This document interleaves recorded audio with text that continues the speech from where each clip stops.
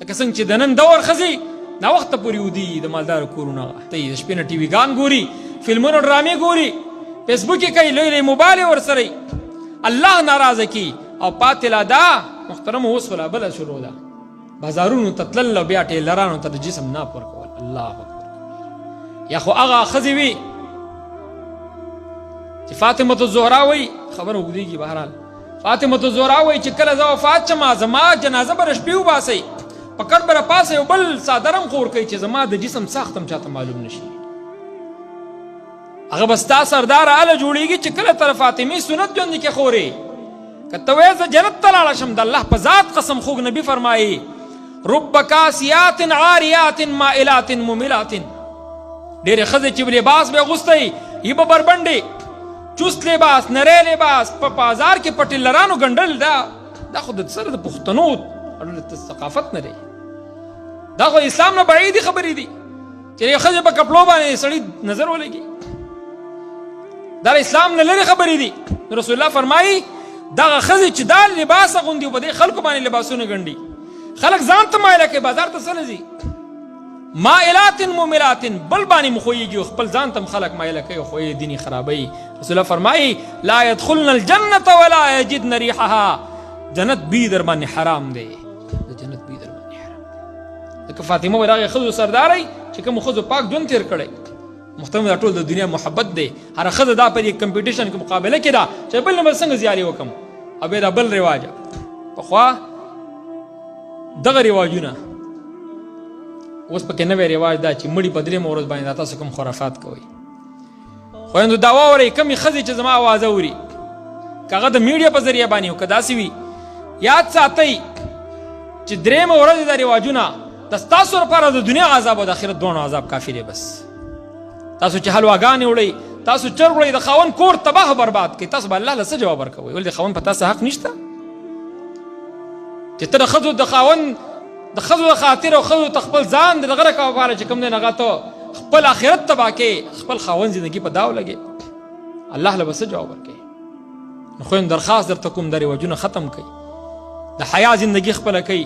دغه خاوند ستا جنت هم دی او دا ستا جهنم هم دی. که دې ناراضه کو تنګ دې کړو، الله به در باندې جهنم هم نور هم تنګ کړي. ای خورې او ای وروره، ته چې کوم رسم و رواج کې په ودونو کې محترمو درخواست درته کوم د دې ګندګو نه واوړئ. د الله په ذات قسم په منبر رسول ناسم 13 جمعه مې درته ویلي، بیا راته ویم چې څوک هم د رواج مطابق زندګي تېرې رب به ته ایمان اخلي، الله ته ایمان سلب کوي. الله ته خپل محبوب ډېر ګران دی، حد نه ور باندې زیات ګران دی. سعید بن المسیب رحمه الله لور ده، عبدالملک بن مروان امیر المؤمنین دی، د نیمه دنیا نه زیات خو باندې حکومت قائم دی. زوی دی ولی عهد هم دی، ولید بن عبدالملک. دغه لپاره رشته کوي، مدینه منوره کې یو لوی تابعي دی سعید بن المسیب رحمه الله. پیغام یې ولېږلو ستا لور زه خپل زوی ته کول غواړم. ورته ویل نه، کفاءت نشته، برابر نه دي، زه خپل لور تا ته نه درکوم. د بادشاه ته انکار وکړو. امیر المؤمنین عبدالملک بن مروان ځي مدینې منورې ته، بیا د حج په سلسله کې روان دی. مدینې کې به اول وایي سلام وکم، بیا به د رب الجلال په دربار حاضري وکم. مدینې ته راغی، روایت کې راځي شپې ورځې تېرولې، خوږ نبي ته به سلام کو، ډېر خوشحاله و.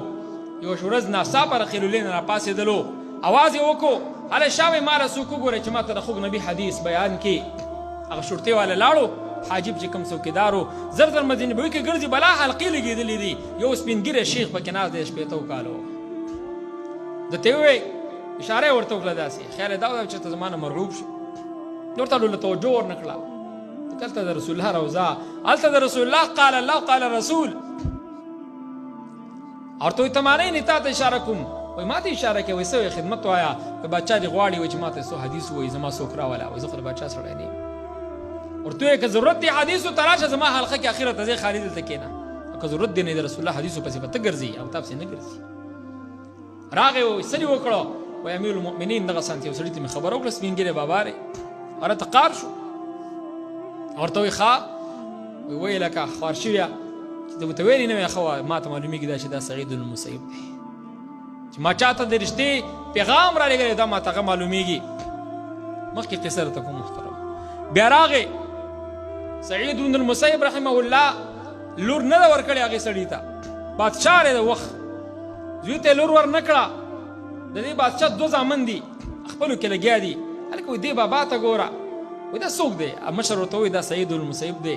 وایي هغه دی چې موږ ته خپل مشر رول وایي رشته غوښتله موږ ته انکار کړی. وایي آو، وایي ده ته به دا لور په کور زړه شي، څوک به هډو تپوس ونه کړي، زما د ورور غونده کې بهترین انسان به پیدا کړي، حسن و جمال مال دولت الله ورکړی دی.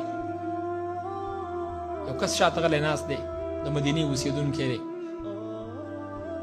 دا مشر ورور ورته وایي بهي ما ته هم پته نشته چې څه صورتحال به مخکې راځي، خو بهرحال موږ ته انکار کړی دی. ورته وایي زه خبر کم چې څه شوي دي. مدینې والا ورته وایي یو قصه راته وکړه، رانږدې شو، وایي تاسو زموږ مشران یې، مسافر راغلی خو لږ ما ته غوږ کېدی. ابو وداعه دا یو شاګرد و سعید بن المسیب، وایي هغه ما ته لا قصه کوله چې زه به درس ته راتلم، درس کې به کېناستلم، څه ورځې ورک شوم. شیخ تپوس وکړو چې ابو وداعه نه ښکاري. نو ملګرو ورته وویل چې هغه کور والا وفات شوې ده او ورک دی. بیا یو ورځ زه رالم درس ته، ما ته وویل چې ته ما ته ولې نه وې؟ جنازه کې به حاضر شوی وې، تا ته مې څه تسلي درکړې وې. ما ته وویل چې شیخ تاسو ډېر مصروف یې او ستاسو ټیم مې نه شو ضایع کولی. بهرحال وایي چې کله درس ختمېدو والا شو، زه روان شوم، ما ته وویل چې ته کښېنه. زه کښېنولم، نور شاګردان ټول لاړل.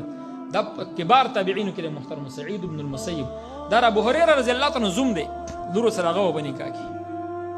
دغه ابو هریره چې د نبي علیه السلام په صحابه کې ټول نه زیات روایت د نقل کړي، فرمایي چې زه کېنول، ما ته وویله چې ته نکاح کول غواړې بله؟ ما ورته وویل چې امیر المؤمنین کور کې 2 درهمه را سره دي. شیخ صاحب، شیخ 2 درهمه را سره دي، نور څه نشته کور کې ما سره، ما له څوک لور راکوي. راته وویل چې به تا له خپله لور په نکاح درکړم. وایي ژبه مې بلکل داسې تته شوه چې دومره لوی رشته چې بادشاه ته انکار کړی دی، ما ته څنګه دا رشته راکوي؟ زه حیران وم. وایي د خوشحالۍ او د حیرانتیا دواړه حالت را باندې راغلل. مجلس کې بیا لسې لرې 2 کسان نصیحت چې دې خوا راشئ، وایي چې ما خپله لور ابو وداعه ته په نکاح کړه، تاسو پې ګواه شئ. په دې ورځ باندې روژه وم، ماښام کور ته لاړم. دې ته وایي رښتې محترمه، موږ تاسو هم رښتې کوو د شریعت نه خلاف، د کفارو رواجونه هم را ژوندي کړي د هندوانو. الله هم کور تباه و برباد کړو، مال دولت هم لوټ شو، هر څه لوټ شو. بیا په کلونو کلونو موږ قرضې نه شو پوره کولی خلکو ته. فرمایي چې کله کور ته لاړم، روژه وم، نو کور کې لږ شان زیتون و، وربشو روټۍ وه، همې کاسه کې هغه تیل راواچوله او روټۍ مې راواخیسته او کېناستلم. ماښام ټیم دی، دروازه وټکېدله. وایي ما آواز وکړه چې من بالباب، څوک یې؟ چې سعید. وایي مدینه کې چې څومره سعید نومونه ومې ټول مې ذهن ته راوستل چې پلانکې وایي پلانکې وایي پلانکې وایي. خو وایي والله سعید بن المسیب مې په ذهن کې اورډر رانغی، ځکه چې وایي ما یقین و 40 سال، دا خبره واورئ محترم، 40 سال د سعید بن المسیب رحمه الله د کور او د جومات نه علاوه بل چېرته نه دی تللی. مسجد نبوي کې 40 سال مسلسل تکبیر الله سره لمونځ کړی. او چې کله مدینه باندې هغه غټه مسله راغلې وه، ټول خلک تللی و د یزید په دور کې. سعید بن المسیب رحمه الله وایي زه به مسجد نبوي کې یوازې ناست، اذان ټیم به نه و معلوم، ګړۍ به راسره نه وه، خوږ نبي د روضې نه به د اذان اواز راته ما په هغې لمونځونه کول. داسې طبیعي دی. وایي دا مې په ذهن کې نو چې دومره لوی سړی به زما کوڅې ته راشي. بهرحال وایي چې زه راووتلم، من سعید؟ چې سعید بن المسیب ابو محمد. وایي را منډې مې کړې چې شیخ تاسو ما ته ولې ویلي وې؟ که په زه کې دا کرلې بل کوم چې شاید استاد یې په خپله رشته پښیمانه دی، ځکه چې سارې هل نکاح وتړله، اوس ماښام راغی خو خفر یې رشته نه بېرته واپس کول غواړي. وایي ما ورته ویل شیخ دننه راځئ. ویل چې نه تیاره وه. ویل ما ته ویل چې نه نه ستا امانت مې راوستلی دی. الله اکبر کبیره. تا ته سار ما خپله الجګر ګوشه په نکاح درکړې وه، ته یوازې په کور کې، نو هغه لور مې راوستلې ده تا ته، او زه لاړم بل ټیمه بیا ګورو. وایي چې څنګه هغه لور را دننه کېدله، د حیا پیکر و، د قرآن حافظه وه، د بلا حدیثو حافظه وه. وایي تیندلک شو، قابوس مکې ته پرېوتې وه. وایي زما نه وارو پار خطا شو، منډه مې کړه، تیل او کاسه مې یو سایډ تکله تیاره کې مې ګوټ ته کېښودله، ډیوې نه مې پناه کړله، د وربشو روټۍ مې هم څنډې تکله چې کور کې څه شی نشته، اوس دې ته به څه کوې؟ نه ولیمه شته، نه باراتونه شته، نه شمې شته. چت ته وختلم کوټې سر ته، اواز مې وکړه ګاونډیانو ته، وایي چې راشئ شابه په مصیبت اخته شومه. د شیخ لور را کړې وه، وایي خلکو را په څپېړې پکول شو کړې ماښام کې چې ده ته ګوره او د سعید بن المسیب هغه لور ته ګوره چې مدینه کې د هغې مثل نشته، په حسن جمال او قابلیت کې د هغې نظیر نشته. چېرته ته و چېرته هغه وایي ما چې راشي په خپلو سترګو یې وګورئ خو سنبال یې کوي، کور کې د خوراک هم څه نشته، زه څه چل وکړم دې هغې راغلل ناویله او زه په منډه منډه لاړم مور ته. مور کور مې لرې و، وایي را مې وستله، مور هم حیرانه ده چې بچې دا دې څنګه چل وکړو چې د الله رب العزت کرم دی. بهرحال نو مور راله ویل چې بچې 3 ورځې به دا موږ سنبالو تاله، دا د چا لور ده، د چا نسۍ ده. و 3 ورځې زه خواته رانغلم، بیا د هغې نه بعد څو ورځې شپې مې تېرې کړې، استاد جي درس ته حاضر شوم. وایي بیا یې کېنولم چې بچیا کیف وجدت اهلک، بیبي دې څنګه ده؟ ما ورته وویل چې بس دوستان پې خوشحالېږي او دشمنان پې خفه کېږي، په داسې حال ده. د الله شکر یې ادا کو. او بیا یې وفرمایل چې کور ته لاړ شه، بې بلا روپۍ راپسې راولېږلې وروسته. دې ته وایي رښتې محترم. لور سره بسترې مو ورکړه، کپړې مو سره ورکړه او سره مو له خواخله وکړه او ځمکې وله خرڅې کړه او یا زوی له ځمکې خرڅې کړه او بیا د لرې لرې پورې رشته دارانو دپاره بلکې د ډمانو حصه پکې هم وکړه. ته به هم ورشې او سعید بن المسیب به هم خپله لور را روانه کړي. ته به هم ورشې امام الانبیا به فاطمة الزهرا هم را روانه کړي. فرمایي سعید بن المسیب رحمه الله نه بیا تپوس وکړ شاګرد چې حضرت دا تا څه چل وکړو؟ ته باچا ته انکار یې ولې وکړو؟ ویل چې بچیا دا لور زما پرې غاړه کې یو هار و، دا ما ضایع کولی نه شو. دا چې ما بادشاه زوی له ورکړی وی، دې ژوند به څه پاتې وي؟ دین مې پاتې شوی وی، د ده نه بیا هر څه پاتې و.